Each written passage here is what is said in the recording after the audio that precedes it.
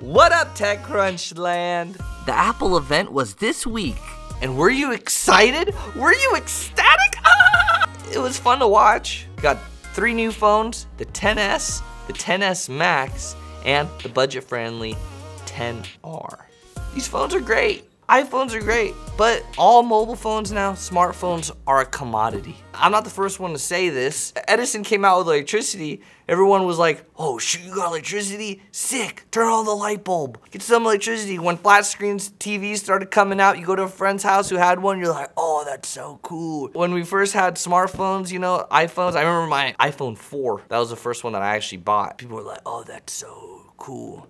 But now, after so many iterations, and this being like a 0.5 event, right? So it was like iPhone 4, 4S, iPhone 3, 3GS. This is the iPhone 10.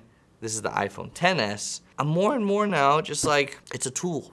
It's just, I'll use any of the smartphones. They're super powerful, super awesome. They do everything that you need them to do.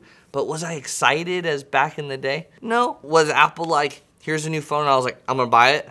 Yes, because I'm already ingrained in that ecosystem. I have my Mac laptop, I have my iPhone connected to my watch, connected to my desktop Mac computer. When I get home, I jump on my Apple TV. So I'm already in that ecosystem, and I'm not gonna leave it. Now, this isn't just to say iPhones are a commodity. Samsung phones, they're all great phones. Even like OnePluses, Google Pixels, Huawei's. You get on Amazon, you can find some random phones that are running Google Android, and they work great. But again, they're a commodity. So I have the iPhone 7, and if I need a new phone, I'll probably just pick what's the cheapest or the next company phone that they give me. So the iPhone 10 was the newest phone that came out like a year ago, and these new phones at the Apple event that were unveiled are the iterative versions of that, and the new Apple Watch. So to talk more about the event, we got Brian Heater, the hardware editor at TechCrunch, on our Zoom conference. Let's go. What was released at the Apple event yesterday that wasn't already leaked previously, man? I don't know, maybe some colors on the phone. Yeah? Pretty much saw everything ahead of time on this one. They did not do a great job keeping it under wraps. The 3 big announcements, there was the XS, the XS Max. I don't think we knew the name of the XS Max ahead of time. It's a very difficult name to say. And the XR and a new Apple Watch, but we more or less saw previews of everything ahead of time. So no surprises? No, which is nice for me. You know, it's nice to know what you're getting yourself into at an Apple event. It was a good, chill Apple event. We all just sort of cruised through, wrote our things, and here I am at the airport, going home. When I look at the lineup now of all the phones that are out, they're all great phones that are available, right? Sure. And phones have become a commodity now, right? Yeah, it's. I mean, at the end of the day, it's a good problem to have. This is an issue. As somebody who writes about just about every single phone that comes out, this is a problem that I've had. Is, you know, it's just it's kind of taken for as a given that they're all basically good now. You know, there's subtle distinctions between one another. Obviously, like the difference between iOS and Android is big for some people. As a funny story, actually, I was talking to somebody on Tinder, and we exchanged phone numbers, and I was testing an Android phone out for the week. So I had my SIM card in the other phone, and she had an iPhone, and the little green text message came up, and I don't think she wanted to talk to me anymore because I didn't have an iPhone. So there's definitely that cult of personality that is very much intact with Apple. You know, not a huge number of distinctions beyond that. I mean, obviously you can get like a Samsung phone and get a stylus. The cameras are all pretty good across the board. The processors are all pretty good. I mean, Apple makes all of its chips in-house, which is nice. That means that everything just sort of works really well with one another, which is great, unless, of course, you know, you want to, for example, bring something from outside of the ecosystem, then it messes everything up. But if you spend any time with an iPhone and AirPods and an Apple Watch, you'll notice that they all just work remarkably well together. That's one of the main reasons that I think most of us are buying the phones, is because we're already in that ecosystem. It's yeah. We're trapped. We're not going to go anywhere else. Yeah, we're stuck. I mean, like this, again, like swapping SIMs. I was using the Samsung Note 9 and swapping SIMs between the two devices. Like, I think some of my iMessages got dropped. I had to tell people, like Matthew and I were at the event yesterday, and oftentimes when we coordinate, we'll do it over iMessage. And I was like, why don't you just Slack me, because I'm not sure that these are going to go through. Like they really don't want you to swap between ecosystems. What did you think of the new Apple Watch? I like it a lot. It's another. I mean, let me caveat all this by saying that these are sort of iterative updates for the most part. Like, if you look at the phone, for example, there are improvements to the camera, but it's all kind of on the software side. As far as I can tell, that the hardware is essentially the same. The watch is pretty similar from a design standpoint. So it's called a squircle, just a squared circle. So they're keeping that intact. It's larger. It's not the kind of thing that you would notice right away, but if you see them up against each other, it's definitely a little bit bigger. I think the casing is ever so slightly larger, but the bigger deal is that it's a much bigger screen. And that makes a big difference when you're dealing with really small real estate, like, you have on your wrist. Like fractions of a millimeter make a huge difference when it comes to, just sort of like jamming information in there. There have been a number of updates to the watch operating system too. One of the things that I particularly like is, so it does automatic exercise tracking, which is done for a while. But, if, for example, you go for a run and you forget to tell it that you're going for a run, 2 or 3 minutes in the run, it'll send you a notification, ask you if you're going for a run, and then it will sort of like backfill that. So it will get the entirety of the run going.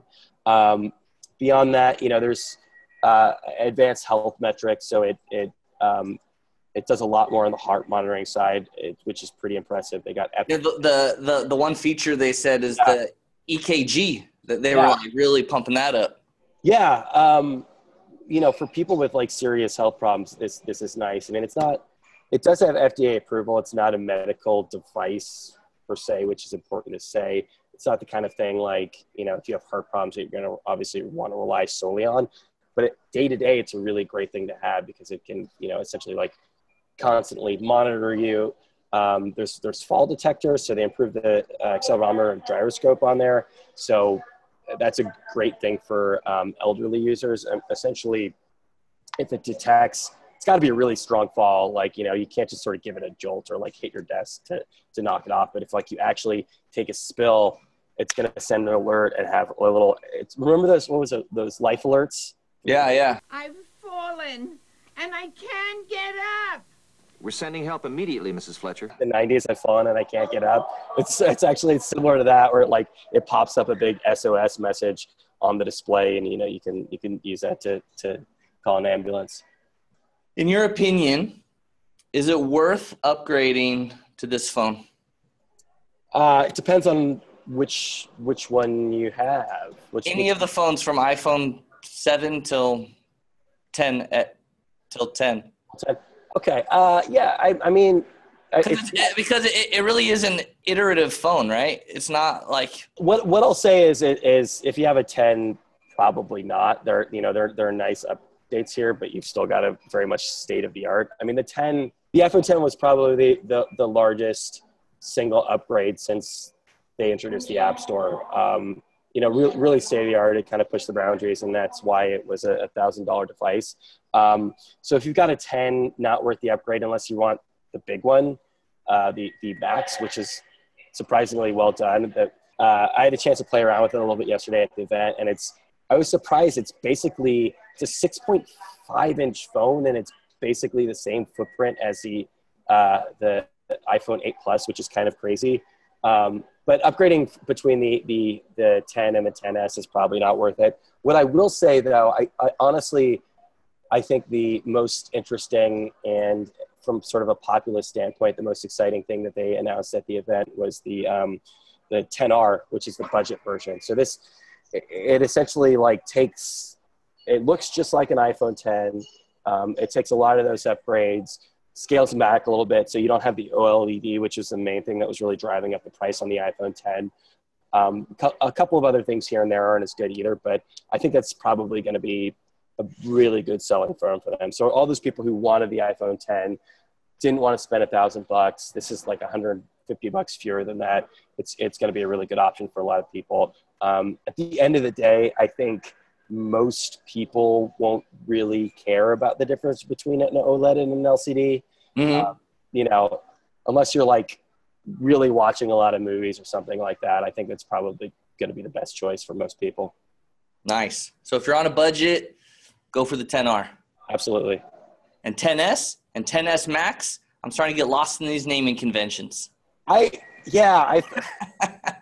it might be time to switch. 10S Max is a tongue twister. It's really, I'm sure that when they were doing the pre-runs for the event yesterday, they probably flubbed it 100 times. You know what it's from? It's from that, who was that CEO that took over from Jobs from Pepsi? Oh, John Scully? Pepsi Max, dude. That's what they're bringing it back. Oh, you think there's going to be an iPhone Clear? I do. I mean, if you follow these naming conventions, it makes the next logical step. I mean, if you're doing like I was talking to Sarah Perez, and she's like excited about the colors. It's really like, I keep comparing it to the iPod Mini. You know, it's like the cheaper version. It's not as good, but they're really like colorful, which is going to get people excited. But I don't know. Maybe there's crossover. Maybe there's like a iPhone Code Red down the road. Some like limited edition, like high energy colors. Exactly. They'll be available at Taco Bell's. All right, Brian, thank you so much for joining me, buddy. All right, thanks, Tito. See you soon. Hey, you have a safe flight, and I'll see you later.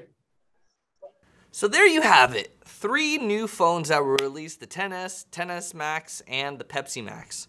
I'm just kidding. The 10R. Am I going to get the new phone?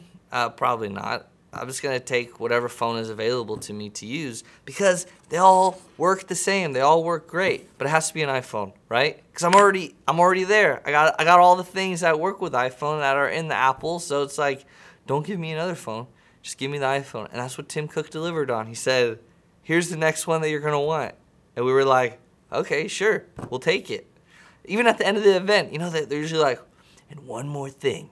This time he was like, there's the phone. And we're like, thanks, dude. Thanks, Mr. Cook. It's kind of like, there's nothing even really to complain about.